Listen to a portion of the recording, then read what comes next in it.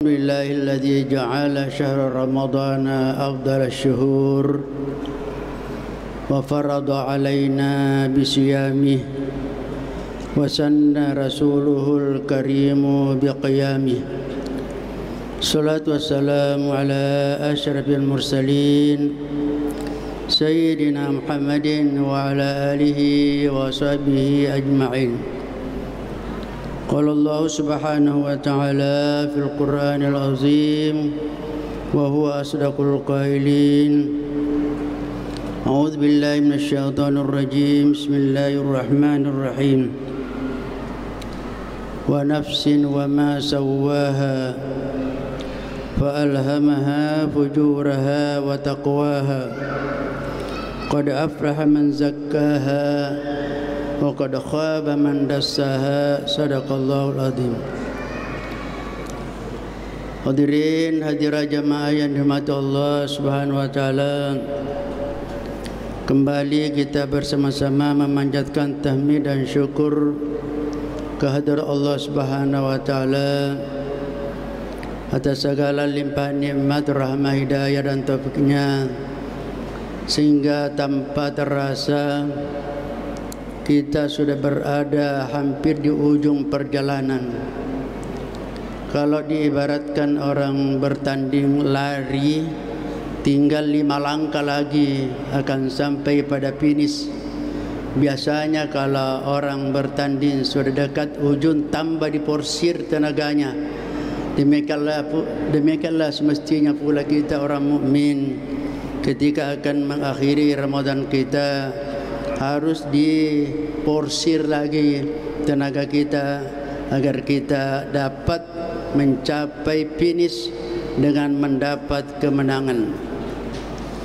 Salam dan salawat juga senantiasa kita kirimkan kepada junjungan kita Rasulullah Muhammad sallallahu alaihi wasallam, Nabi sebagai akhirul anbiya wa imamul mursalin wa uswa wa qudwah hasanah bagi kita semuanya.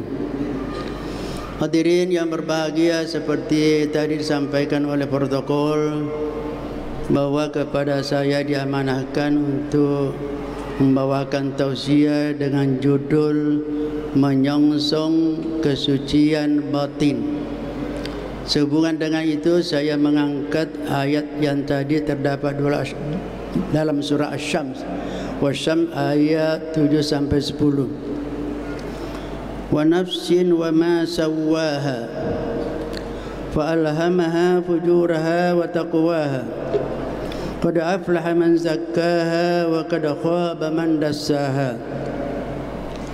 Demi jiwa serta penyempurnaan ciptaannya, maka Allah mengilhamkan kepadanya jalan kejahatan dan ketakwaannya.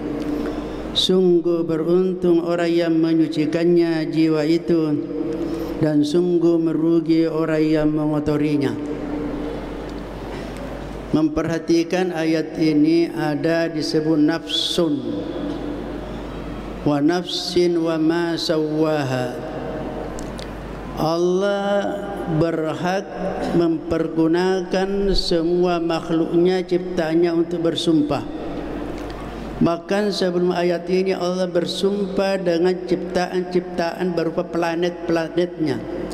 Asy-Syamsu, matahari, Al-Qamar, dan seterusnya. Baru datang ayat ini juga wasyam wa nafsin, demi jiwa. Nafsun itu sebenarnya itu banyak artinya.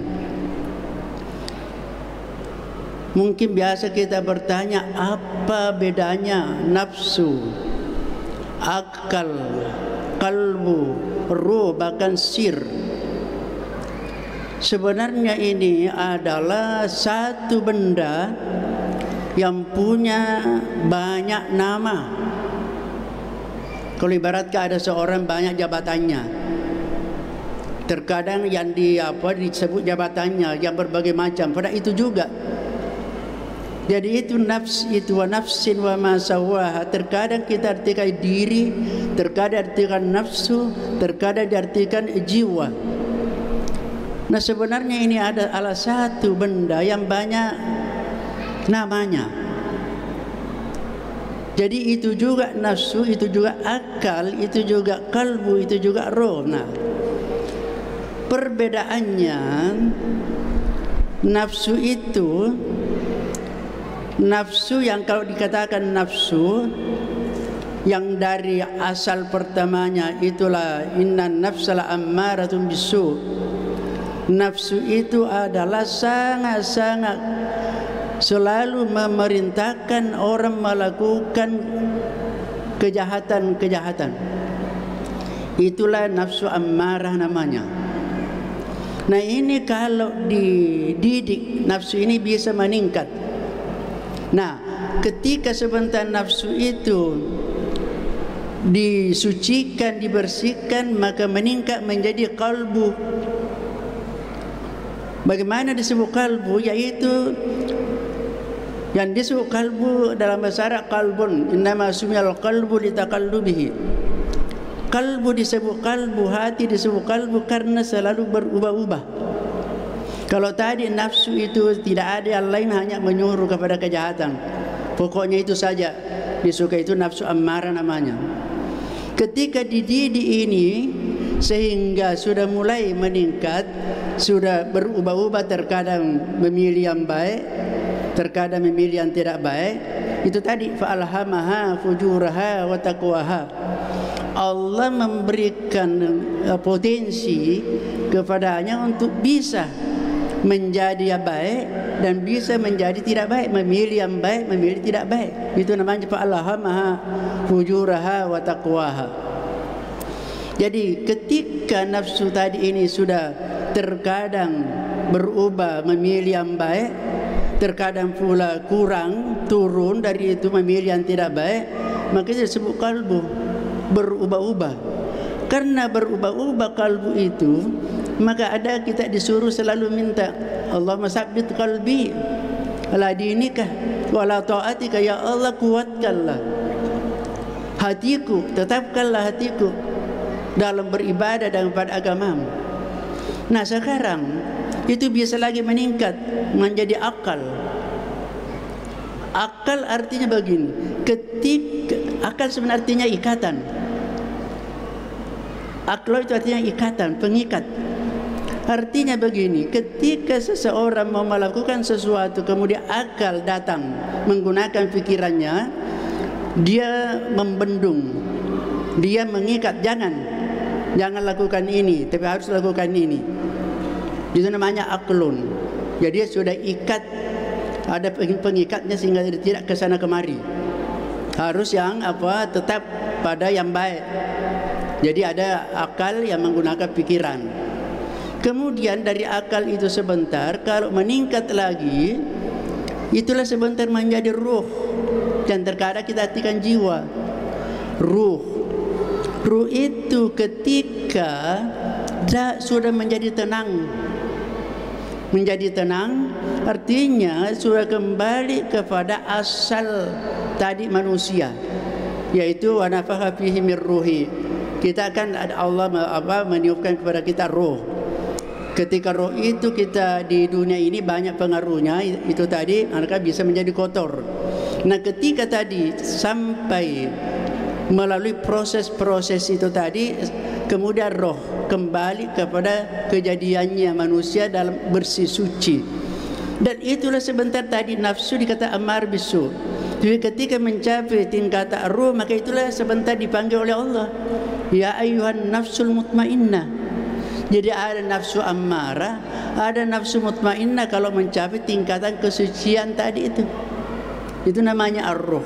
Jadi satu benda namanya berubah-ubah, tinggal bagaimana, di mana posisinya, di mana potensi yang digunakan itu. Maka qad aflaha man zakkaha wa qad khaba man dassaha. Maka beruntunglah orang yang mensucikan jiwanya itu dari al-ammarah menjadi mutmainnah. Wa qad khaba man dassaha, dan rugilah orang yang mengotorinya. Jadi kalau demikian, ada jiwa yang kotor, ada jiwa yang suci. Nah, bagaimana untuk mensucikan jiwa yang kotor itu? Maka harus melalui namanya mujahadah. Mujahadah itu artinya usaha keras, menggunakan semua potensi untuk melawan musuh-musuh. Musuh-musuh kita itu, kita ada 3 musuh. Ada musuh yang tampak, ada syaitan, dan ada nafsu itu tadi.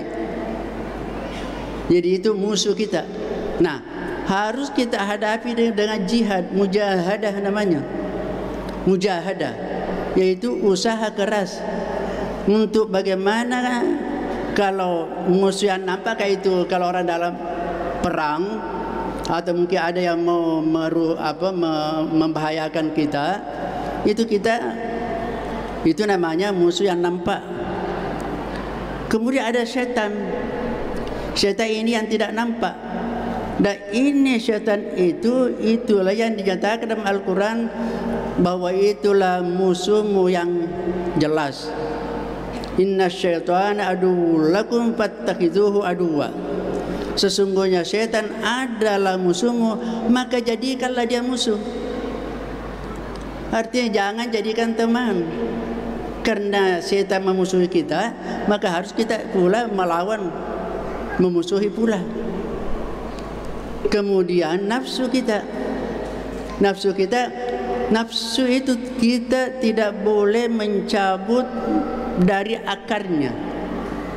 Kenapa? Karena itu tadi nafsu kita bisa menjerumuskan kepada yang tidak baik, tapi bisa mengantarkan, mendekatkan diri kepada Allah.